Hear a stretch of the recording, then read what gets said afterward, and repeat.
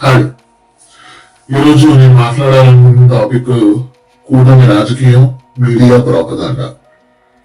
నిజంగా మన మీడియా ఎలా ఉందంటే ఈ రాష్ట్రంలో రాష్ట్ర ప్రజలందరినీ మోసం చేయడానికి, రాష్ట్ర ప్రజల జీవితాలను నాశనం చేయడానికి ఒక 4 మీడియా ఛానళ్లు, ఒక 2 పత్రికలు నిరంతరాయంగా పనిచేస్తున్నాయనేసి గుర్తు చేస్తున్నాను.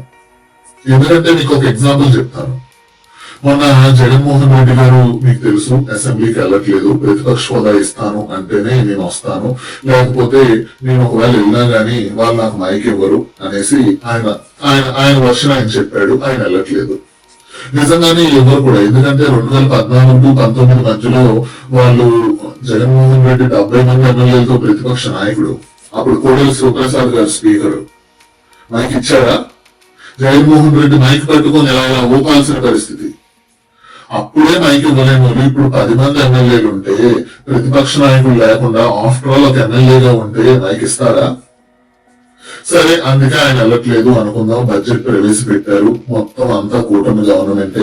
వాళ్ళని వీళ్ళు పోగొట్టడం, బీజేపీ టీడీపీ పోగొట్టడం, టీడీపీని జనసేన పోగొట్టడం, జనసేన బీజేపీని పోగొట్టడం, ఈ 3 పార్టీలని ఒక 4 మీడియా ఛానళ్లు పోగొట్టడం, ఆ 4 మీడియా ఛానళ్లకు తోడు 2 పత్రికల్లో హెడ్లైన్స్ పొగడతలు. ఏంటంటే మన డబ్బా మనం కొట్టుకోవడం నిరంతరాయంగా జరుగుతుంది. 24/7 365 days మన ఆంధ్రప్రదేశ్ లో.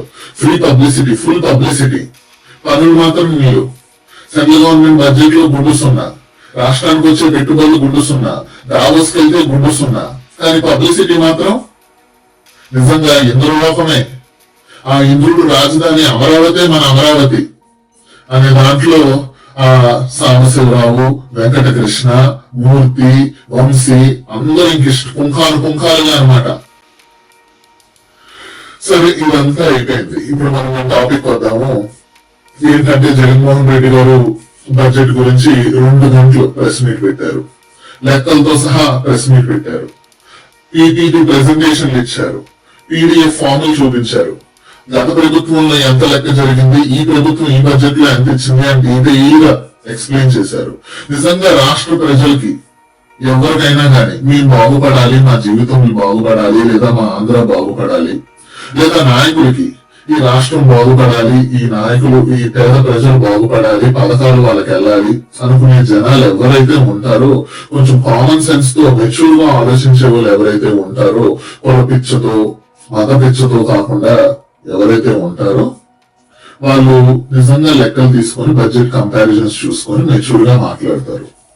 కానీ జగన్మోహన్ రెడ్డి 2 గంటల సేపు బడ్జెట్ గురించి మాట్లాడితే, ఆ బడ్జెట్ లో ఆయన చెప్పిన లెక్కలకి కూటమి గవర్నమెంట్, కూటమిలో ఉన్న 164 మంది ఎమ్మెల్యేలు, నాయకులు, సీఎం నారా లోకేష్, నారాయణ మనోహర్, పవన్ కళ్యాణ్ సమాధానం చెప్పకుండా ఆయన 10 సెకండ్లు జగన్మోహన్ రెడ్డి, పవన్ కళ్యాణ్ ఆయన కార్పొరేటర్ కి తక్కువ, ఎమ్మెల్యేకి ఎక్కువ అన్నాడు. ఆ 10 సెకండ్లు జగన్మోహన్ రెడ్డి అన్న మాట కోసం, అన్న మాటను పట్టుకొని 4 ఛానల్స్ లో డిబేట్లు, 2-3 గంటలు డిబేట్లు. మీరు నమ్మరు. నాయకులు అందరూ అసెంబ్లీ పాయింట్ దగ్గరకు వచ్చి ప్రతి ఒక్కరు, మంత్రివర్గంలో ఉన్న 24 మంది మంత్రులు, స్వయంగా నారా లోకేష్ వచ్చి పెద్ద ప్రెస్ మీట్లు. జగన్మోహన్ రెడ్డి 2 గంటల సేపు పవన్ కళ్యాణ్ కార్పొరేటర్ కి తక్కువ, ఎమ్మెల్యేకి ఎక్కువ అన్నాడా? 2 గంటల సేపు ఆయన పీపీటీ ప్రెజెంటేషన్లతో, పీడిఎఫ్లతో, లెక్కలతో పాయింట్ టు పాయింట్ ఆయన మీ బడ్జెట్ కి సమాధానం ఇచ్చారు. మీలో ఎవరైనా దమ్మున్న నాయకులు ఉంటే, ఈ రాష్ట్రం బాగుపడాలి అనే నిబద్ధత ఉంటే, ఆ నిజాయితీ మీకుంటే, మీరు ఏదైతే ప్రమాణం చేశారో అంతఃకరణ శుద్ధితో ఈ రాష్ట్రాన్ని పక్షపాతం గాని, రాగద్వేషాలు గాని లేకుండా ఈ రాష్ట్ర ప్రయోజనాల కోసం, డెవలప్మెంట్ కోసం కృషి చేస్తామనే ప్రమాణం చేశారో మీరు, కాన్స్టిట్యూషన్ మీద, లేదా భగవద్గీత మీద, లేదా దైవ సాక్షిగా, ఆయన చెప్పిన ఆ 2 గంటల సేపు ఆయన చూపించిన లెక్కలకి మీరు బడ్జెట్ లెక్కలతో సమాధానం చెప్పండి. కన్స్ట్రక్టివ్ గా సమాధానాలు చెప్పండి. జనాలకి ఏది నిజమో, ఏది అబద్ధమో చూపించండి. అంతేగాని అదంతా కాకుండా టాపిక్ డైవర్ట్ కోసం పవన్ కళ్యాణ్ అదన్నాడు, పవన్ కళ్యాణ్ ఇదన్నాడు, ఆయన అన్నది 10 సెకండ్లు. ఆ 10 సెకండ్లు బిట్ను పట్టుకొని మన మీడియా ఛానల్ నిజంగా ఈ రాష్ట్రాన్ని బాగు చేయాలి అనేసి అనుకుంటున్నాయా ఆ 4 మీడియా ఛానల్? మీరు చెప్పండి. జగన్మోహన్ రెడ్డి అసెంబ్లీ బడ్జెట్ ని లెక్కలతో సహా సమాధానం చెప్పినప్పుడు దాని మీద డిబేట్లు పెట్టొచ్చు కదా 4 మీడియా ఛానళ్లు. ఓన్లీ పవన్ కళ్యాణ్ ఎలా అన్నాడని ఎందుకు డిబేట్లు పెట్టాయి అంటే ఈ రాష్ట్రం బాగుపడాలని ఆ మీడియా ఛానల్స్ కి లేదు, ఆ నాయకుడికి లేదు. వాళ్ళకు ఓన్లీ రాజకీయ పక్కన గడుపుకోవాలి, టాపిక్ డైవర్ట్ చేయాలి, లేదా వాళ్ళ దగ్గర సమాధానాలన్నా ఉండకపోవాలి. నిజంగా వీళ్ళని కనుక ఆపకపోతే మన రాష్ట్రం సర్వనాశనం అవుతుంది. ఈ కూటమి రాజకీయాలు ఇప్పటికైనా ప్రజలు తెలుసుకోవాలని చెప్తున్నాను నేను. ఇప్పటికైనా మీడియా ఛానల్స్ ని, ఆ న్యూస్ పేపర్ని చదవడం మానేయాలని అడుగుతున్నాను నేను.